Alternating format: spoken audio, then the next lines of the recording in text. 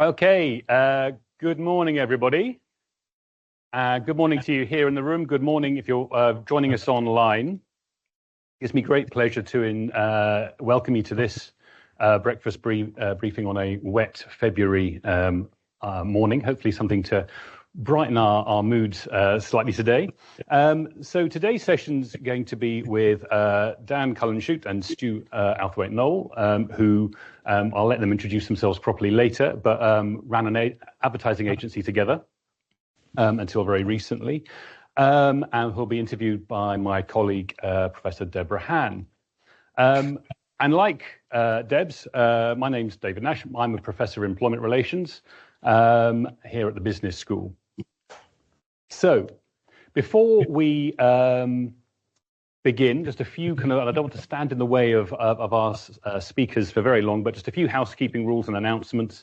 So, before we begin, just make sure that everyone's aware there's no fire alarms due this morning. So, if there is one, please exit the building by the doors that you came in. If anyone needs to use the bathrooms, they again are through those doors next to the lifts. So please do use those if you need to.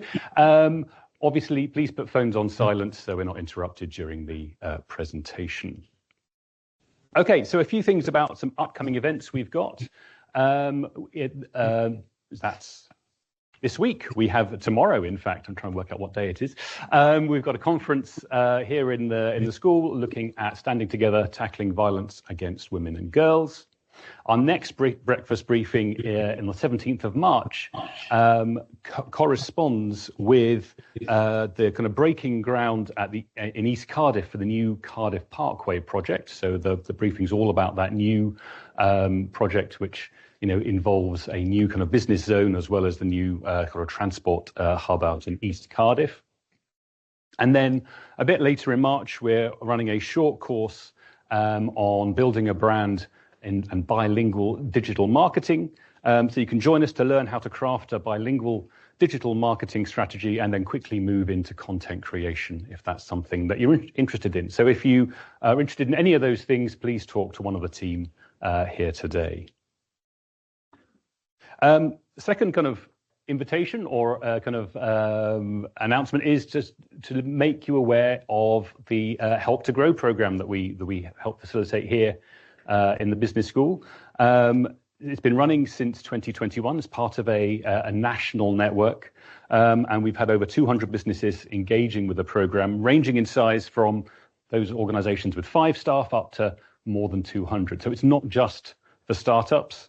The good news is it's 90% subsidized by the UK government. So the cost to businesses is just £750, and it includes 12 modules, most of which are delivered in person, covering everything from building a brand, finance, marketing, strategy, etc. So if you're interested, again, please talk to one of the team or Danielle. Is Danielle here today? Excellent. So there's Danielle at the back, thank you, who will happily take your details. Okay, hopefully you've got our contact details already. We're always really keen to hear from you, both about the specific sessions we're running, but more generally about events that might interest you in the future or anything we can offer. So please do get in touch via any of those channels on there. In terms of joining our community, hopefully you already have, because you've already received the invitation and you're here today, either virtually or in person. But in case you're not, there's a QR code there that you can scan to join and sign up to hear more about what's going on here at the school. Just an announcement, we will be recording the session today. So if you don't want, and taking some photos, if you'd rather not have your photo featured in any kind of shots we use, then please just again talk to one of the team. That won't be a problem at all. And if you are joining us online and want to ask a question, please put it through the chat function. And then someone's monitoring that, and they will wave at me to make sure that we get to your questions. So please do that. There we are. And if you are, especially in the room, and there'll be time for questions at the end of Dan and Stu's sort of talk or conversation. And if you want to ask questions, which, having spoken to them, I'm sure there'll be lots of those at the end, then please, again, put your hand up and wait for the microphone. That's not for us in the room, because we'll be able to hear you, but it's to make sure that people online can hear the question properly as well. Okay. So all the questions and the kind of housekeeping out of the way. A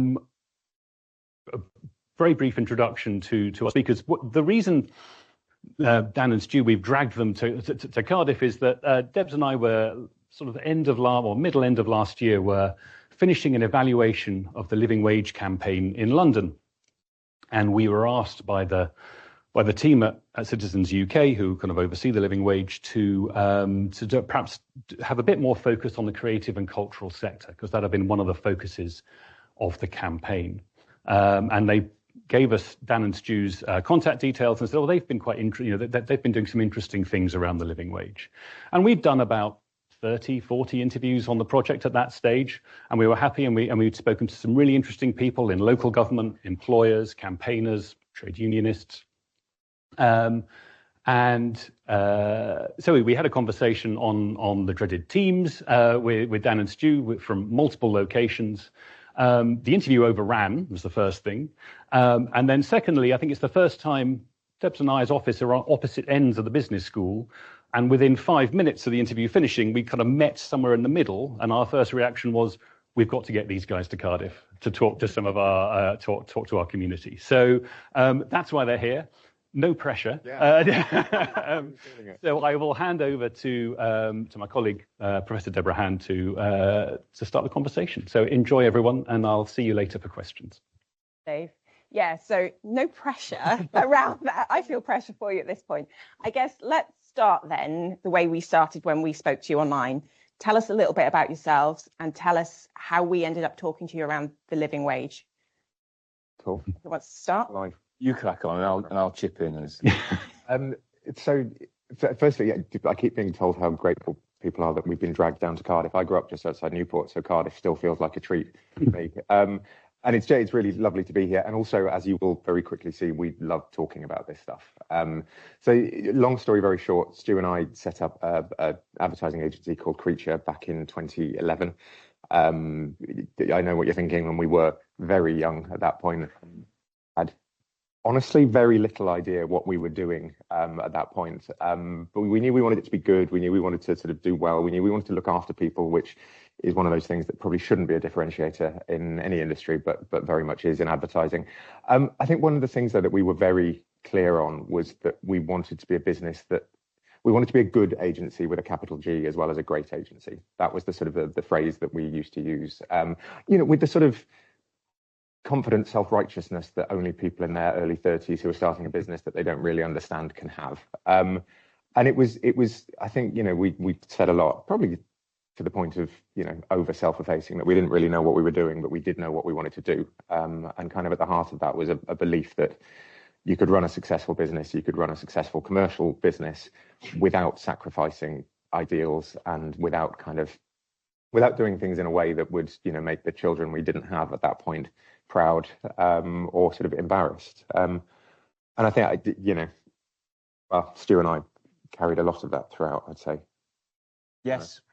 No, I mean, I think as Dan says, it was youthful exuberance and some in a healthy dose of naivety. I think that led us off in the way we did. And I think the thing that we said early doors, and we kind of came to this again with a certain sense of righteousness and sort of whatnot, was that we wanted to do three things, but the notable third thing was leaving the industry better than we found it. Yeah. And we fueled with that sense of I don't know, really a desire to want to do things better and to sort of change things up a bit. We sort of set about doing that, or trying to do that in small ways, which kind of snowballed. So I guess the first thing, should we probably jump into? I was just going to wrap up the intro. We ran Creature together for 14 years, grew that agency. It was acquired after 12 years. This is being recorded, so I won't speak too openly about the people who bought us, but suffice to say, we don't do that anymore. They won't be here. But yeah, so, I think one of the things we're incredibly proud of, one of the reasons we love talking about this is you see a lot of people talk about doing good and a lot of people being very proud of the good that they've done, and they don't touch on the business side of things, because I think often the feeling is that you have to make a choice. Like, do we want to put people first? Do we want to run a business that has a positive social impact, or do we want to run a successful business? Our stubborn, tenacious belief was that we could do both. And I think, honestly, we would be far too embarrassed to be sitting here talking to you good people if we didn't think we'd managed to do that. Yeah, and I think one of the sort of significant things was our youthful sort of naivety, I guess, to a certain extent. We were like 30 when we set it up, and somewhat as a result of that, we were kind of quite close to how we broke in ourselves. We were only sort of 8 or 9 years on from having kind of started in the industry. As a result of that, we were always quite keen to sort of bring people into the business and young people, and to try and support, university students, etc.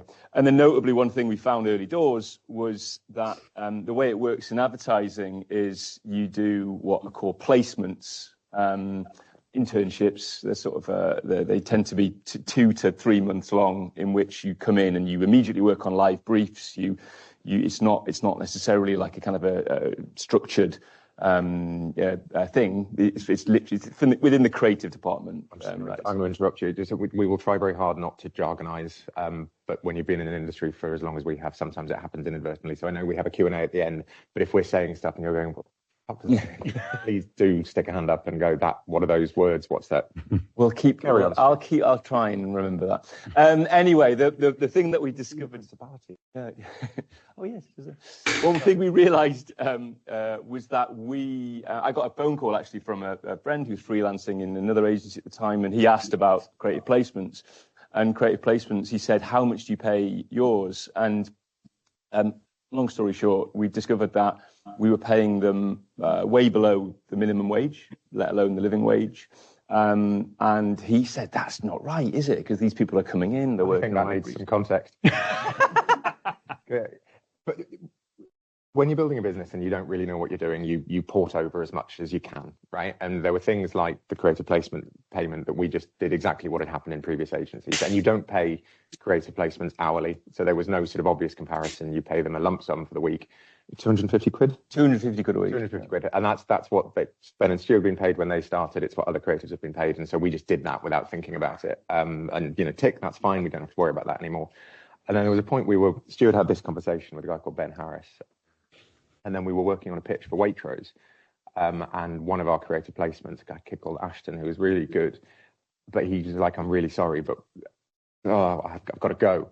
And we were trying to run a good business, but there are some advertising cliches that we couldn't quite get away from, which is that you tend to pitch after hours and you work late nights and you try and make it good. And for a young creative to kind of go was a very odd thing culturally in the industry, because those are the times when you can really shine. Like I say, it's a bit archaic, that sort of attitude, but I think it still endures to this day. Ashton had to go because he had to go to his second job, somewhat ironically stacking shelves at Waitrose, because he couldn't afford to pay his rent, couldn't afford to eat on what we were paying him, which was, and I don't tell that story glibly, it was a horror moment for us to go, oh my God, all of these pronouncements, all of this wonderful intention, and actually this really quite bad thing is happening. Terrible. It was terrible. And you went around the industry and we asked a few other leaders and they were all doing the same thing, and some of them not paying them at all. Not paying, and that continues to this day actually in the creative industries. There's a lot of places that assume or expect actually to not be paid whatsoever. To kind of come into them just for the pleasure of that exposure within that industry. It tends to be the case. But anyways, we're conscious of somewhat of time here, but we've set about changing that. We set up a thing called the Placement Poverty Pledge, which we went around other agencies to try and get them to sort of sign up to this pledge, to kind of to pay them the living wage and to not drag them on for longer than 3 months. Because that was another thing they were doing. You'd be dragged on for 3, 6, 9, 12 months, a year and a half. On nothing. On job nothing. Being dangled in front of you, moving further away. That was very successful, and that was successful as a result of us trying to find some devious ways to try and get people signed up to that. Well, I think the interesting thing at that point, and please do interrupt if we're not going where you want us to go. But I think where this story becomes interesting, hopefully, is that I can say most advertising agencies, I think particularly most agencies, but most businesses will look for competitive advantage when they can. And there's absolutely a guidebook that says you've just spotted something that nobody else in the industry is doing. You can, with £100 extra a week, pay your creative placements properly. That will make you the most exciting place in the industry for creative placements to want to come. You'll have creatives knocking down your door to come and work for you.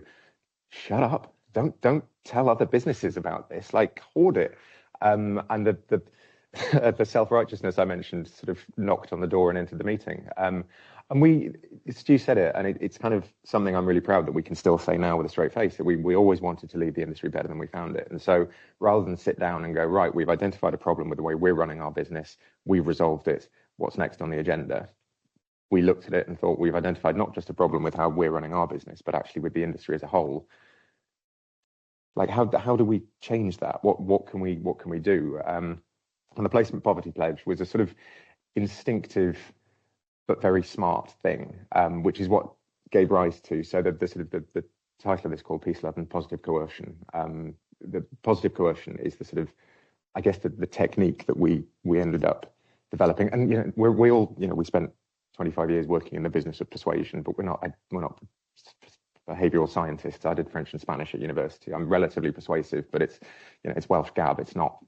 There's no science in it. But actually, I think with this, we developed some really interesting principles. I think you should talk about actually how placement poverty pledge worked, because that was the heart. I mean, it was very simple. We wrote the pledge. We went out. We pushed it to friends. That was only so far within the industry. We were in significant positions. A lot of other independent agencies like ours.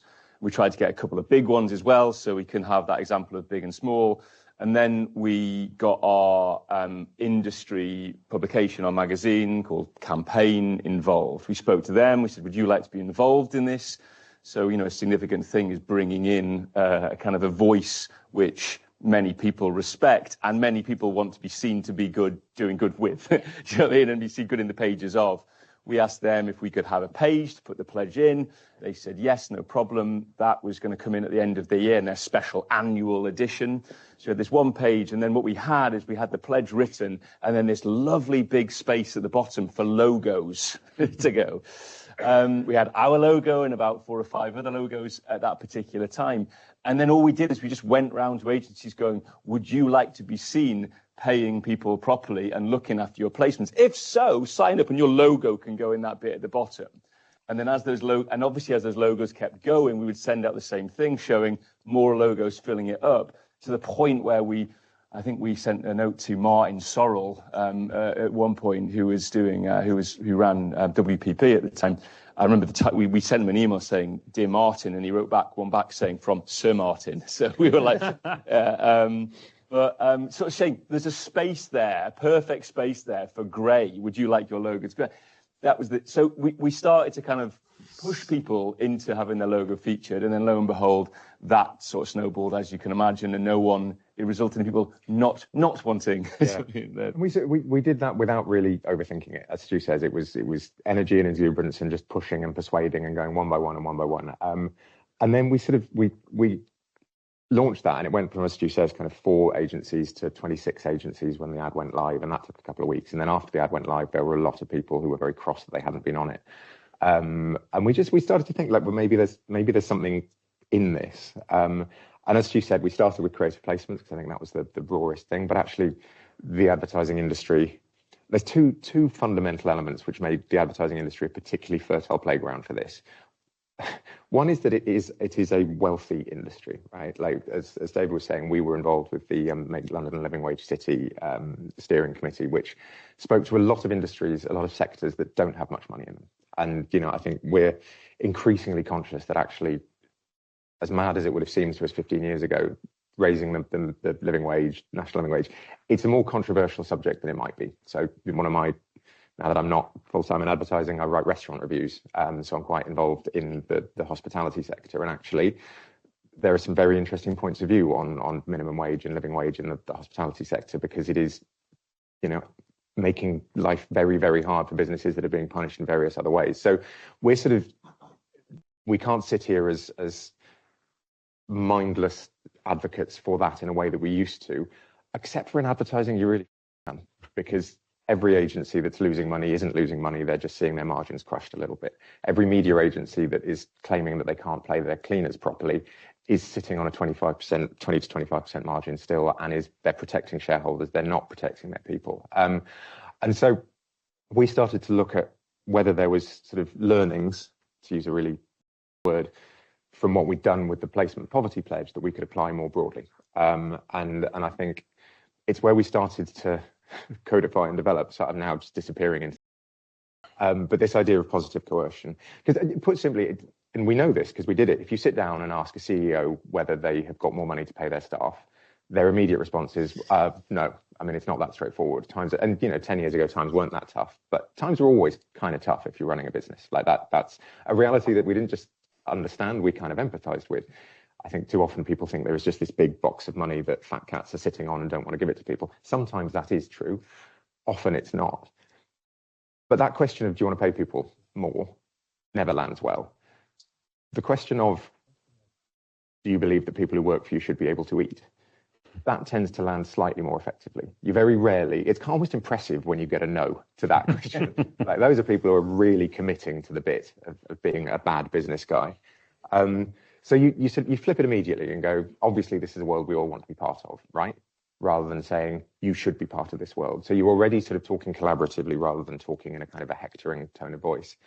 But then the biggest insight was, if we create a world that not just people want to be part of, but they're really cross if they're left out of, suddenly you're like, oh, hang on, there's something really, really powerful here. And I think that's what we did. So the next thing was the real living wage pledge, which you should go. Oh, okay.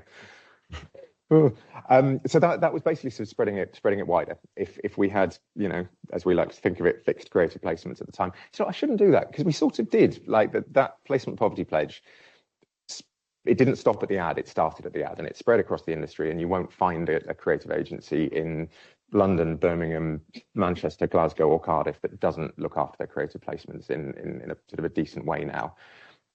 So we were like, how do we broaden that? And we were like, well, firstly, there is this sort of living wage accreditation, which is working with the Living Wage Foundation to actually say we are part of an organisation, we're part of a movement that believes everyone should be paid properly. Our business doesn't just like to do it, it is structured accordingly so that it can do it. And it's a kite mark, right? It says we're not just talking the talk, we are actually there and doing it. And so the Real Living Wage Pledge was saying we will sign up for living wage accreditation, we will be accredited. To do that, you have to not just pay your permanent on-site staff. This was pre-COVID, so we said things like on-site, but also all of your support staff. So, cleaning staff, security staff, administrative, all that kind of thing. You had to renegotiate your contract and make sure that everybody you worked with was also paying their people properly. It turned out that was a really, really easy thing to say no to from a CEO, CFO point of view, because it's complicated. People are busy, and actually going to speak to your based somewhere else. We signed a contract 5 years ago. I'm not even sure who looks after it nowadays. Cleaning business is tricky. And, we would go into these meetings and go, but you should. And they'd go, we know. But, and so we went back to the sort of positive coercion playbook, and we're like, right, let's do this. And we worked with an agency called Wyden & Kennedy, who were a much kind of bigger agency than us, sort of a global micro network. So we had small independent and bigger global agency. We spoke to Campaign again and said, right, we're doing this. We're going to go quite big with it. And similar things happened. We started with a big, lovely page with a beautifully copywritten pledge on it and a big empty space at the bottom. And that space filled up incredibly quickly. And I think the real joy, and the reason we call it, because there's an argument in which it's just good old-fashioned commercial coercion, but actually the positivity comes from the fact that no matter how begrudgingly they may send their logos over, everyone's really delighted when their logo's there. And you sort of follow it up, and you see these businesses talk about how proud they are to be part of this movement. And, you quietly have a little giggle and remember the first conversation you had with them, where the CEO was actually quite adamant that his normally cleaning staff are fine, thank you very much, and there are other more important things to do. And we gradually sort of built this methodical approach, a systematic approach to changing systemic inequality with stuff, which starts with people not wanting to do a thing and ends up with them really, really glad that they did. And I think that was enormously exciting for us. And it's difficult not to sound incredibly self-righteous again, but the world is hard at the moment, and there are a lot of bad things happening and a lot of people really struggling. And I think what we discovered is, if you force businesses into a position, because businesses by and large are still people, and if you force businesses into a corner that they don't want to be in, they don't tend to stay there for very long.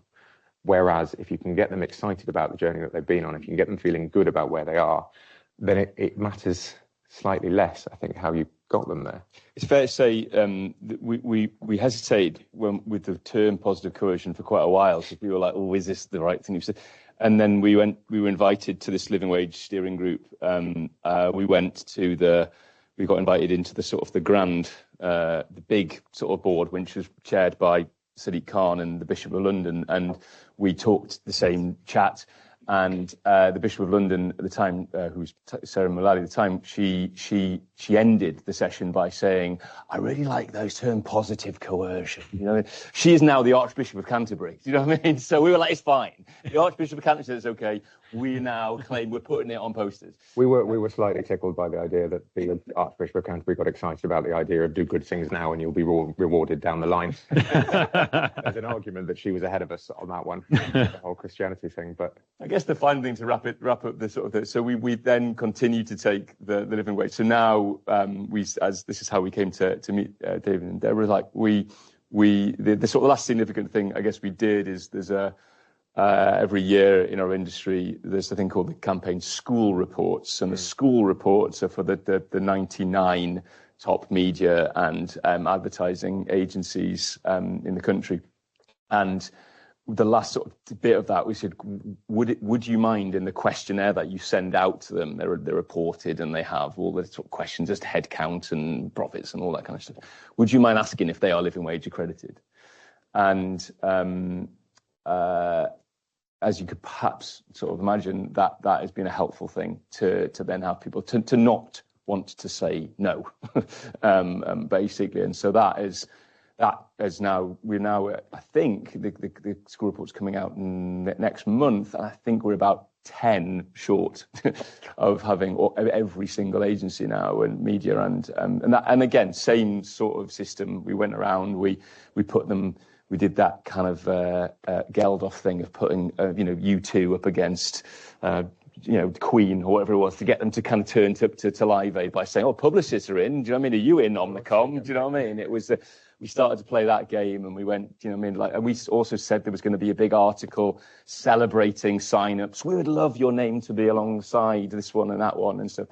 And it's quite significant. So, yeah, so we've sort of from what was a kind of a kick-off thing in 2015, about 11 years ago, started with creative placements, has sort of grown, taking on this sort of thing to get to a point now where we're very close to getting the whole, well, at least the most famous and the biggest agencies, media and creative agencies and advertising agencies, all living wage accredited. So not just the creative placements, but for everyone within that. So that's something that continues, which is great. It's something we're like, it's a tangible way in which we believe we did leave the industry. You haven't left the industry. I hadn't really. It's confusing, but we continue to leave the industry better than we found it, I suppose. And I think the biggest thing for me is that, in this age where DEI commitments are being rolled back left, right, and centre as the world shifts and all the rest of it, this isn't going anywhere. And I don't think the businesses that have signed up for this see it in the same way that they may see other commitments. Christ, would never claim that that's all down to us, but I think there is a huge difference between a commitment that you, whether truthfully or self-delusionally, claim to have entered willingly and positively, versus something that you feel you've been forced into. Like, this is just, it's not on anyone's list to roll back, even if I thought they could get away with it if they did. And I think that, positive coercion done right gets you to where you want to be, but it also gets you to where you want to be in a way that endures and a way that lasts. And again, advertising is great in a way because there's plenty of money sloshing around in it to make this stuff happen. It's also a really hard test case because people spending that money. Like if there is a way to get away with doing that stuff, there's no better industry at pretending they're doing a good thing when they're not. That's in some cynical points of view baked into the game. But yeah, it's finding the right levers to pull and pulling them in a way that gets you to a good place. I think that's maybe the last thing to say on that is it? Well, no, then we will absolutely, and then we will show. Yeah. But I think we also have worked with a lot with the likes of the Social Mobility Foundation, Child Poverty Action, and actually just representation within our industry is a terrible thing as well. There's real challenges there. I guess what we find is there is with low socioeconomic challenges. There's that is intersectional. Yes, yeah. So you find that actually if you can support and really put in the bridges into the industry through a lens of money, it's actually it's a much easier conversation to have. No, it's a really good point to make. Well done. Because I think lots of agencies trying to do good things, do loads of good things and do them all quite superficially. And you're pulled in lots of different directions and nothing really sticks, nothing really lasts. And we really committed to this, like social mobility was our thing. And I don't know if anybody reads the full blurb for these things, but you've got two middle-aged white men with double-barreled surnames sitting in front of you talking about social mobility. We see the irony. But we both took our wife's name, right? Do you know what I mean? Let's be clear. I was old Dan Cullen-Shute from Pontypool, and then Cullen came from my wife Abby, and Stu was Stu Outhwaite from Hexham. Nice parts of Pontypool and Hexham, but yeah, we're not as posh as we make out. But I think it was a huge realization for us that when you're looking to shift the needle on diversity, whatever it may be, social mobility is truly intersectional. Like it impacts so many different elements of diversity, so many different elements of equality and equity. And I think by genuinely committing to that, we as a business were able to make significantly more difference across the board, actually, than we would have been able to make had we sort of, spread the load and the efforts a little bit. What have we not talked about? What you were hoping we'd cover? I mean, you've covered a huge amount of ground, and frankly, the fact that I haven't had to ask a question, I think it's a really good thing. Is it? Nobody paid to come and see me today. But I guess one question I would have for you, and then I'll throw to the audience, because actually I would like engagement from other people, is to what extent do you take this concept of positive coercion and use it elsewhere? So other topics, but also you've hinted at, advertising is a particular beast. Yeah. Does it roll out in restaurants? Does it roll out in other parts of our economic structure? So I think it's why I was so keen to draw a line between the living wage side of the conversation and the positive coercion side of the conversation, because when it comes to living wage, it's complicated. Yes. And it's nuanced, and it will always, and it is the living wage. Or financial questions are questions to which there sometimes is just no as an answer. Like, we were running a very proudly self-righteous business, and there were so many things in 14 years that we would have loved to have done, but we just couldn't because the money wasn't there, et cetera, et cetera. The principles of positive coercion, 100%, are portable, are transferable. It is all about identifying stuff that would make businesses, the sector, the economy, the world better, to which there are often for good reasons. Again, I think it was really, because it's worth saying that Stu comes from the creative side of the business and I was the chief exec, which I think really helped that we had a sort of a commercial and creative mindset on this, because often, fully transparent, I'd be like, creatives, they're just so disorganized, and Stu would be like, well, hang on, in a disorganized fashion, and Stu would be like, CEOs, why are they being so? And I'm like, well, hang on. It's always nice to have to take the side of the bad guys. But it was really helpful seeing it, because most people aren't bad, right? Like that is a founding element of this principle. Is it's very easy, particularly in this very polarized, online-driven world to put people in good boxes and bad boxes. Most people would quite like to be thought of fondly. Most people would quite like to go home at the end of the day and not feel like they've, had another day at the evil mine, getting some evil out and oppressing some people. But it's not always easy. And I think what this does is removes barriers, sometimes in a kind of slightly forcible way. But no, I think the key thing is identifying the thing that needs to be changed and identifying the group of people, and Stu talked about campaign a little bit, but having that sort of massive platform that ultimately everybody really wants to stand on, that's the core of it, is playing on the sort of the 5-year-old at the party that really doesn't want to go on a bouncy castle until everyone else is, and I'm not being the only one not doing that. The only thing, in the conversations that we've had with other industry about this, the only thing that maybe sometimes comes up, because Dan's right, the living wage thing, the money side of things, God knows we've had, and it will come, I'm sure, from someone here, because it always does, which is but you work in advertising, you've got loads of money, right? Do you know what I mean? Like that always comes. We tried to take placement poverty to the design industry, and we got 6 or 7 different designers to kind of head it up and do this. And the genuine thing that we got, this to be fair, is like back in 2017, was our business is based on paying nothing. Do you know what I mean? For young designers, it was literally, we were like, it crumbles if we don't have someone working for free. Someone working for free, by the way, who's got mum and dad. Do you know what I mean? Who lives in Islington, and they've got like a bed to, or blah blah blah blah. But anyway, back to the positive coercion thing. I mean, also. Well, exactly. If your business doesn't survive unless you don't pay people, it's not a business. Yeah, well, it's going to. The fire still burns. Back to the positive coercion piece. The bit that sometimes we've had a challenge with is as it helps to want to be seen doing good.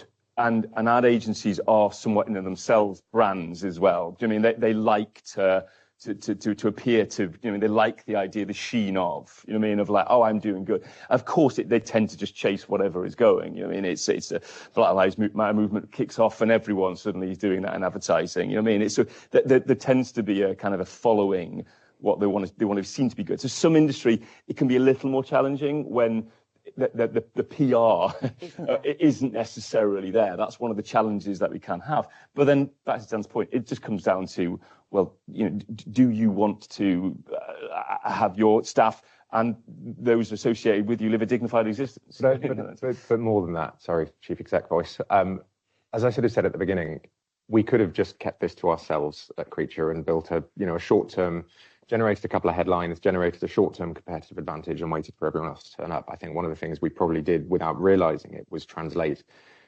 doing things properly and looking after people into a competitive advantage. And it wasn't a competitive advantage that we kept for ourselves, but the 28 or 30 logos, there are a lot of advertising agencies. So we can talk very proudly about the ones who were there. It's arguably the ones who weren't that shouted loudest. Like the power of emission on that platform was enormous. And I think, again, we could talk about this for hours, and we mustn't, but I sat on the IPA Council. The IPA is the sort of the trade body for advertising, and I'd spent a lot of time just talking about why we should be doing better and how we are standard bearers for the industry, and if we're not doing this, why isn't everybody would nod and go, yes, and then leave the room and not do it. And it was only, understandably, when I started talking about how we were winning pitches because of it, or people were choosing to come and work for us rather than elsewhere because of it, and people go, well, hang on a minute, so this is a real thing. And I think that's the real magic of it, is you take something people would like to do but can't quite work out how, or don't have the energy to, or the logistics or whatever, you turn it into something that is arguably damaging for them if they don't. Online question, Hello. Got it. And you put it in a way that means they sort of move forward with it. I lost track slightly there, but I think my point was clear. No, I think given that we've already got questions coming in, yes, let's throw to the question. Yeah. And Dave is going to take over at this point, I'm hoping. Again, yes. Well, first of all, thanks very much, Dan and Stu, for really enlivening talk. Let's go straight to questions, which I think we've already got one online. Hello, yes, can you hear me, everyone? Mm-hmm. We've got Brian Lang online. He wants to unmute to ask his question, if that's okay. Morning, thanks guys, thank you. So yeah, Brian Lang from sunny North Wales, from Public Health. Firstly, I think it's really heartening to hear that you're making such positive progress in the creative industry, which, let's not be honest, it's really is a tough nut to crack. So well done. Are there plans to take this into other problematic industries? Things like finance, law, media, where notoriously it is really bad, isn't it? As you've said, if you've got wealthy parents in Islington, great, you can afford to take these really low-paid, unpaid internships. How do we tackle that exploitation of low-paid internships where it does lead to stifling social mobility? It's really interesting because the short and slightly sad answer is no, because we're two blokes from the creative industries who now have different jobs and live in different places. We don't unfortunately have the kind of ironically privilege of being able to give our lives over to this crusade. But it's why genuinely I'm really keen to stress that we have not been dragged down here. Coming down to this place and talking to people who are, whether they're moving into the world of business, whether they're running or working in local businesses, it's phenomenal to hear someone like Brian call in from that sort of world, because this is a principle that carries. This is not Dan and Stu's top 10 tips to snake oil your way to a better world. Like, this is something that anyone who is in a position to affect change can use to hopefully make their efforts to affect change that much more impactful. I guess the only thing I would say is that one of the sort of the grand plans, because we sit on this thing called the Make London a Living Wage City Creative and Culture Committee. It's a very long title. So we are within the creative sector, and we've had huge success as a team getting the likes of the Tate and whatnot actually signed up, and so that has become significant. The intention with us with the ad industry is if we get to a point where we have the whole industry signed up, we can then take that as a case study to other industry. But realistically, that is going to be other industry that is sort of somewhat around us or near us or from PR or and whatnot. So. But to Dan's point, I think, yes, there's grand plans to try and take that thing on. And we're not, it's not going to be us in charge of it, though. But we're not going to stop talking about it. And it's such a privilege to have this platform to sit here. And the one thing I really hope this doesn't come across as is to, very pleased with themselves blokes going, oh, we did, isn't that great? Because this is not about that. This is about what this could be. And I genuinely, sorry. Right, there's a lady over there, and then there's two over here. So there's somebody over the gentleman in the purple pink top. That one there. Well, thank you very much. Hello.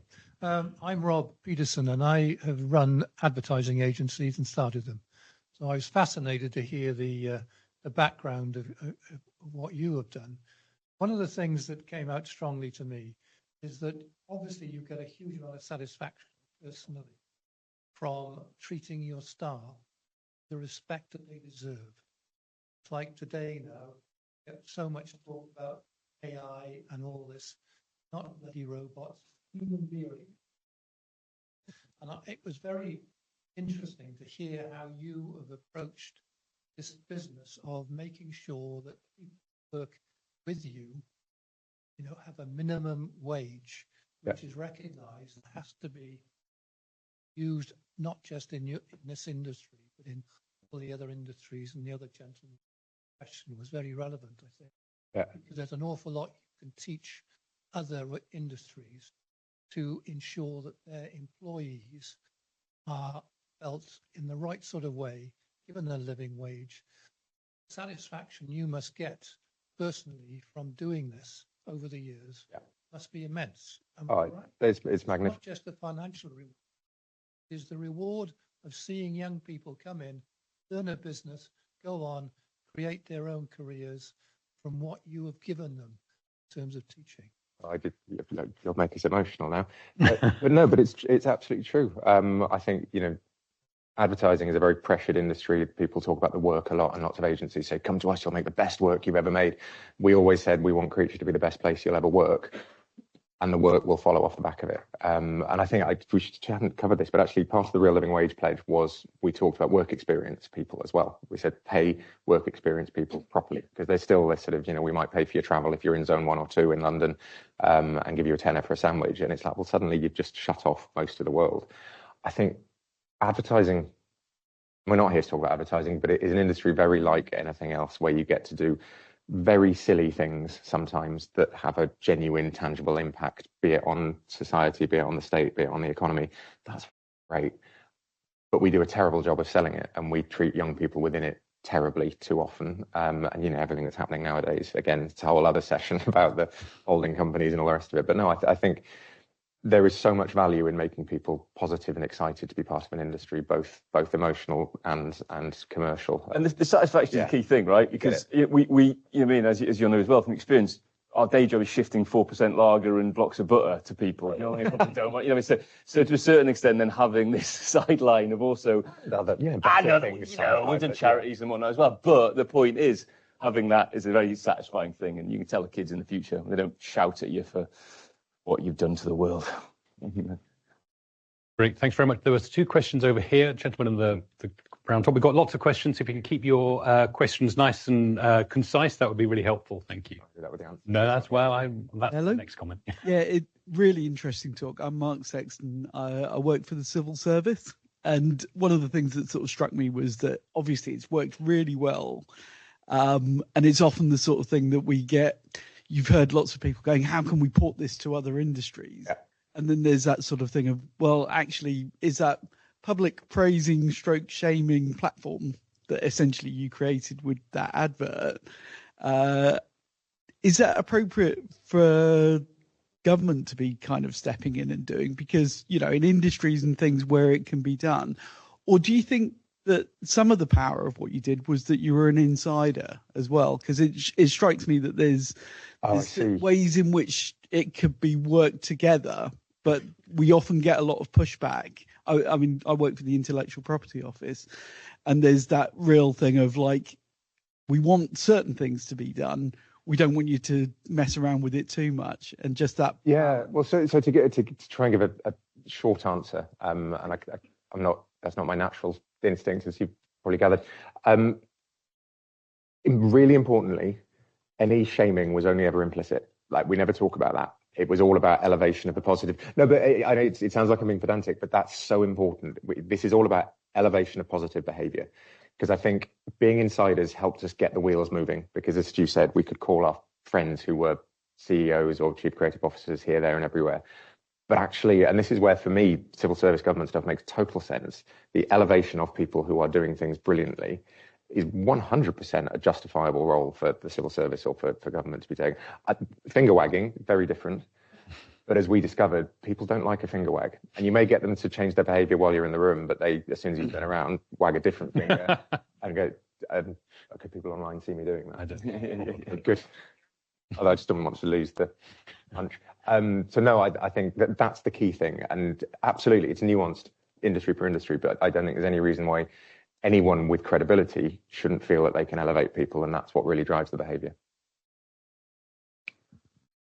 Thank you very much. My name's Ella Hastings. I'm a growth consultant, and I resonate with very much what you're trying to achieve. My mission is to do good work with good people. I've got a quick question. You talked many times about the principles of positive coercion. If you could chisel them into a tablet of stone, what would they look like? You're very good at that. I mean, actually, to build on the insider point before as well, you need, in my opinion, connected people who actually want to do it, and you get satisfaction from it. And it helps if they are from a small, small place and maybe a big place. I mean, to show that, there's good examples of that. You then you find a kind of a groundswell. So it was important in each case. We've found sort of 6 to 8, places to kind of to come on board, and then you put out a kind of a call. Sometimes through you find an industry. It helps to have a kind of an industry platform, or magazine, or it's something within different sectors. Someone that is respected, or a voice that actually can help. Put it out into the world. And then the kind of the significant thing is to Dan's point, offering those positive platforms to be seen doing it and being generous, not keeping it to yourself. We were always quite keen that Creature's logo was never like the first logo in the bottom bit, because we never wanted it to appear like it was a piece of promotion for us. We always put it alphabetically, the logos. So it didn't feel like it was from it. It was very much an industry thing. We talk a bit about not wanting others to be sort of polishing our halos. It's got to be for the benefit of people.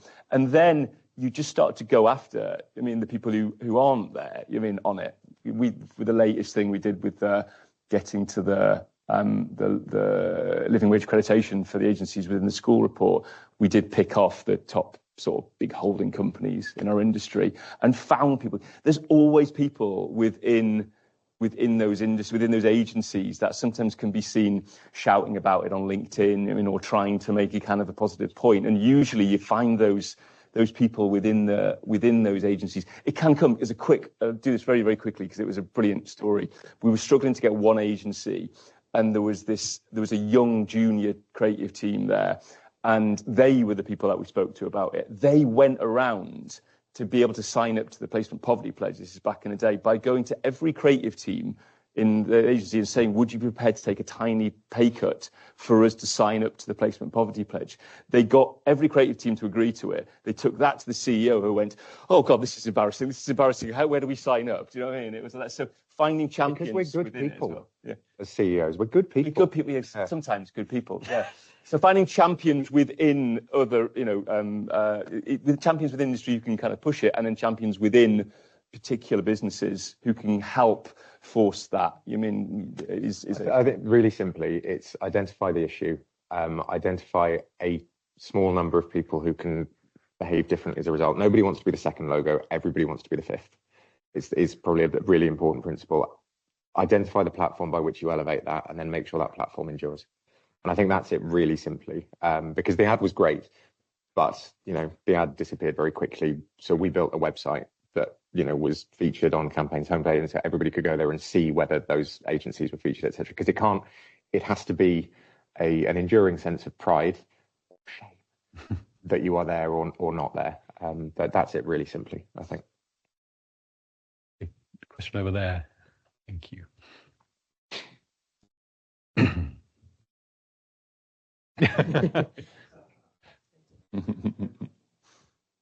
Thank you. Stephen England from the Art of Sustainability. Is this a marketing thing? I'm interested in how you handle companies who are reticent to sign up to this, because it's very much feast of famine in the arts world, and they don't want to commit to something, even though they may want to commit to it. They can't commit to it because they just don't feel they can keep a long-term commitment to it, and don't want to bail out of it because they're going through a tough time and the money's not coming in. So I just wondered how, just on the kind of one-liner, you would reassure somebody with that. Dan's point before about there's always a sort of a desire to want to to lash out and go, why the hell not? But staying positive is one of the most, and staying patient and positive is one of the things that. So whenever we've had those kind of, I'm sorry, but we are, the response has always been, no problem. Can I get in touch again in a couple of months to see what state or position you're in, at that point? Continuing to push the benefits of it. Usually we do end up reaching for the business case. Do you know what I mean? It's interesting that the business case tends to come last, actually. Do you know what I mean? But it's a thing we talk a lot about with the Living Wage Foundation, is the business case for actually, supporting people, paying people properly, the lack of churn as a result of that. You know what I mean? The sort of the benefits you get as a business to pay people. So sometimes we do end up reaching for the business case, but we try and keep it as simple as the basic principles of being good and doing good and paying with, allowing your staff and people associated with it to have dignity, and then being patient, I guess. But then always framed in a very serious way. Because I think when things like this don't work, it's because people think they're nice things to do. And it's easy to dismiss or postpone nice things to do. When people start to think of them as fundamental, and I'm trying to think at the high level here, because I think sustainability is a really interesting conversation around this, because there are often worlds in which people literally just run the numbers and go, if we paid everyone that we're currently paying not enough more, we're screwed. And you're kind of like, we can't really argue with that. But as Stu says, stay in touch, let's go on the journey. I think building business cases around sustainability, making people shift from, well, we know we should, but into it will benefit us if we do, is a really, really important thing. But I think ultimately this has to be positive. You will never get. We disagree slightly on this. Stu believes 100% is achievable. I don't think it is, because, advertising agencies are very good at pretending that they're doing brilliantly and then going bust the next day, and we're seeing it all around. And it's really tough, and nobody's going to listen to you if you don't understand, right? If you don't begin this conversation with empathy and understanding, if you hector rather than discuss, then the door shuts figuratively or literally very, very quickly. And for some people, the answer will always be hopefully one day begrudging no, as opposed to an automatic no. But I think it is being systematic in how you put forward the case for this, and making sure at the very least you shift people from the world where we've got, you know, some well-meaning people telling us we should be nicer, to we've got some smart, commercially successful people pointing out ways in which our business could be better and the world can benefit as a result. The hope obviously is that we get to a tipping point where it just becomes, that's what happened with placement poverty pledge. You know, I mean, we now no longer push that because people just do it. People, you know, I mean, people, it's their thing to do. I mean, so we hope there becomes a tipping point within certain industry. Dan's probably right. There are people who keep ignoring our emails. You know what I mean? Who are trying, the last 10 are hard to get. You know what I mean? But so maybe, you know what I mean? If we'd had this talk in a year's time, there might be oh, actually, no, we did do a big shaming article for the last 10. Do you know what I mean? But like, we're yet to reach for that sort of. We won't. Yeah. Yeah, exactly. Here they all are. If anyone knows anyone there, don't work there. Or at least don't clean there. But it's self-policing, because you don't need to do that. People see it. And, you know, people, not just young people, people like to be proud of where they work. And when they look at something like that and they go, you said no. That you're not the bad guy. Like, suddenly you don't have to be the one knocking on the doors all the time, which it flywheels a bit. There was another. Yeah, I think time for one more question. The lady over there. No one will hear you online. The internet people. Yeah. Hi, my name's Parol. I work in brand partnerships as a legal facilitator, so know the legal sector very well. I wanted to ask you, what were some of the unintended consequences of this shift, this change, this approach, both positive and negative? Gosh, that's a great question. What a good question. I'll go negative first, because I think because I'd rather finish on a positive. I think we set a bar very high for ourselves, and it comes back to the first sort of question around looking after our people and making sure we were, you know, pioneering, and you know, because we did this, but we were talking about, you know, bereavement policies, miscarriage policies, menopause policies. Like, genuinely, we were never the biggest agency. We could never afford to throw money around in the way that other people could. So we tried very hard to live true to that best place you'll ever work thing, which made it really, really tough when we had to make hard decisions. And I think it sort of comes back to that question a little bit, is when you commit to this stuff and you visibly and noisily and quite show-offily commit to this stuff, you really are sort of setting a bar for yourself. And that absolutely led to tougher decisions when 10 years of running an agency, and we had Brexit and we had Trump and we had Putin and Ukraine. Like, it wasn't a straight line. And there were times when our stubborn insistence on, this sounds like a really self-aggrandizing negative, our stubborn insistence on doing things right made life much harder than it might have been. Which I would love to pretend I never regretted for a second, but I absolutely did on occasion. But you have to kind of believe in the vision and believe in where you're heading. And then honestly, the positive stuff, we grew a business full of people that 10 years prior wouldn't have got anywhere near the industry. Like, literally couldn't have afforded to get into the industry. And it sounds silly to talk about that as an unforeseen positive, but we don't think grasped the scale of the issue when we started wrestling with it.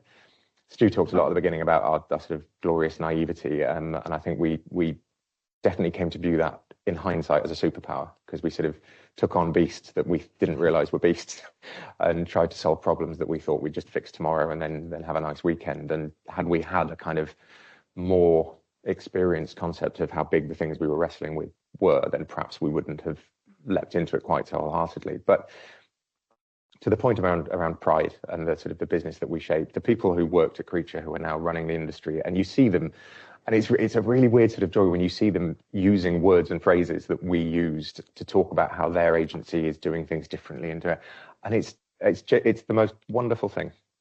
And, you know, our kids will still absolutely lambast us for working in advertising because they're young people and, you know, shouting at parents is something that you have to do at some point. But I think we are both incredibly proud of what we did at Creature and incredibly proud that stuff like this is still happening. Like, genuinely, I wouldn't have thought when, you know, you and Ben first started talking about the Placement Poverty Pledge that we'd be here 12 years later talking about it to people from the civil service and agency and brand partners and growth concept. Like, this is fucking great. Look at this. Yeah, that was a long answer. Yeah, very, very quickly. Having people come up to you and go, you know, like 5-6 years on, go, thanks to, you know, the Placement Poverty Pledge I got in. You know, it's lovely. You know, I mean, there's nothing more satisfying. It's nothing more satisfying than someone saying, yeah, as we probably all know, you know, like, you know, and you're seeing the lad, you know, win the best actor. Do you know what I mean? And thanking Ethan Hawke in the audience. Do you know what I mean? I bet Ethan Hawke was like, "Oh my God, this is amazing." You know what I mean? There's a moment. You have those moments all the day. I guess the other big positive thing is seeing people try and do similar things. Like, you know, so there was something called a Pitch Positive Pledge. Do you know what I mean? Launched by our industry about 5-6 years later. So taking on the kind of the spirit of it and trying to apply it to other bits of the industry to make things better elsewhere is another consequence we didn't sort of maybe. No, we're so out of time. Can I say one really quick? Quick. At the beginning, we powerfully naively believed that we didn't have to make a choice between running a successful commercial business and running a good business, and I think we did that. And I don't think we had any right to do that, and I think there were times when it was really hard, but we built an agency from nothing into a super successful agency that was acquired by, you know, it turns out awful people, but we didn't know that at the time. But it was a proper commercial success story, and you can take that out entirely. And what we did from a emotional, from an industry point of view, was positive and powerful.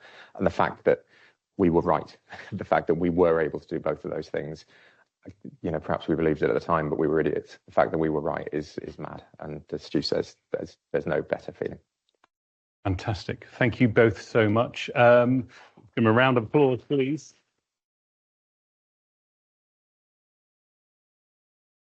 Sorry for the slight overrun, but as I said, we're now 2 for 2 in interviews or talks that go over time. Hopefully you found it as uplifting. You know, what a great way to finish the session this morning on a grey February. You know, I can't think of a better embodiment of what we stand for here at the Business School as our kind of public value mission in terms of, you know, doing good or paying attention to the not just the economic side of business, but that broader kind of social and moral concerns. So again, huge thank you to Dan and Stu. Thank you all for coming and staying with us online. Please come to our next breakfast briefing and all the other events that we've got coming up. Talk to the team, get in touch if you can. Please, I think there is still coffee and pastries for those of us in the room. I'm afraid we can't port them through Teams online, but for those of us here, please stay around, have a chat, and we will see you all very soon. Thanks very much. Thank you.